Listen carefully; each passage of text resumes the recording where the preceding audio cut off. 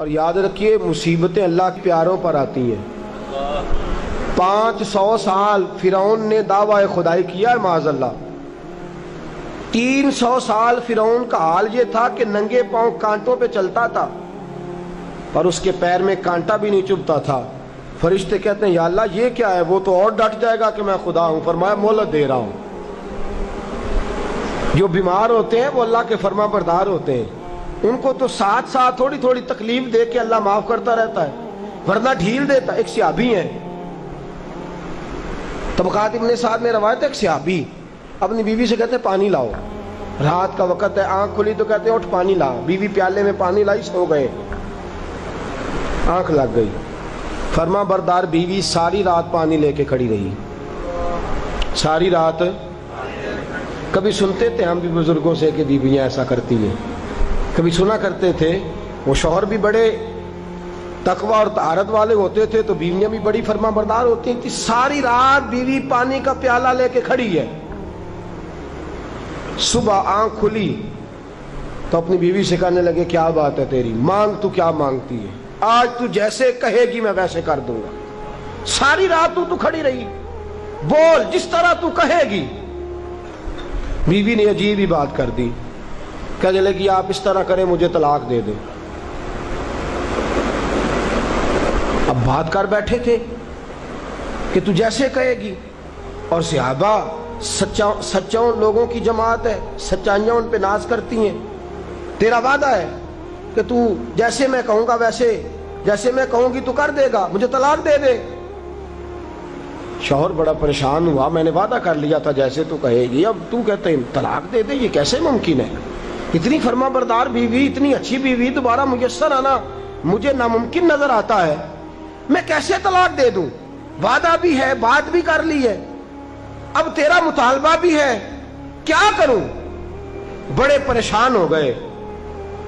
جب کسی طور بھی بات ہے نا مشکل مرحلہ، بات مشکل ہے نا، جیسے تو کہے گا، کہے گی میں ویسے، بندہ دعویٰ وہ کرے جو اس سے ہو جائے گی بات، جو دعویٰ کر۔ اچھا کچھ دوست آ کے کہتے ہیں جی کوئی حکم، کہتے ہیں نا، تو اگر ان کو یہ حکم دے دیا جائے کہ چھت پہ کھڑے ہو جاؤ ساری رات نماز پڑھو تو کیسا؟ مشکل ہے نا۔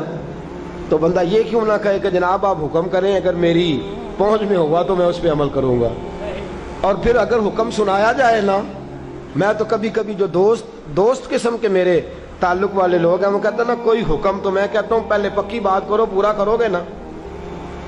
ایسے نہیں حکم کرا لینا چاہیے، پہلے پکی بات کرو، کر لو گے جناب کوئی حکم کسی قسم کا۔ حالانکہ ایسا ہو سکتا، یہاں تو بندہ اچھا صحابی کہہ بیٹھے کہ جیسے تو کہے گی کرنے لگی طلاق دے دے۔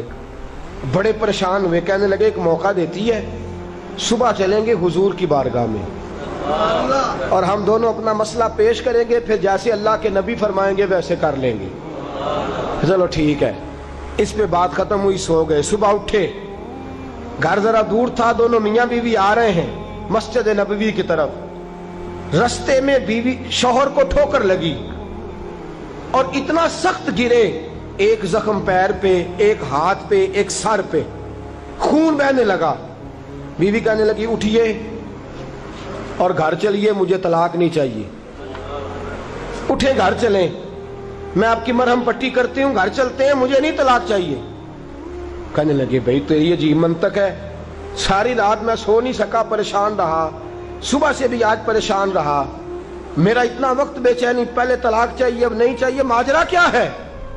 کہنے لگی اصل بات یہ ہے کہ میں نے اپنے رسول پاک صلی اللہ علیہ وسلم کی حدیث سنی، حضور نے فرمایا جس سے اللہ پیار کرتا ہے اسے مشکل میں ڈال دیتا ہے، اس پر کچھ مصیبتیں آ جاتی ہیں جس سے اللہ محبت کرتا ہے۔ تو میں جب سے تیرے گھر آئی تھی میں نے کوئی مصیبت نہیں دیکھی تھی، تو میں سمجھنے لگی تھی کہ اللہ تجھ سے پیار نہیں کرتا، لیکن آج تجھے چوٹ لگ گئی ہے، تجھ پر کچھ تھوڑی مشکل آئی ہے، تو مجھے سمجھ آئی ہے کہ نہیں اللہ تجھ سے پیار کرتا ہے، لہذا میں تجھ سے طلاق نہیں رہوں گی، تیرے گھر کے اندر ہی وقت گزاروں گی۔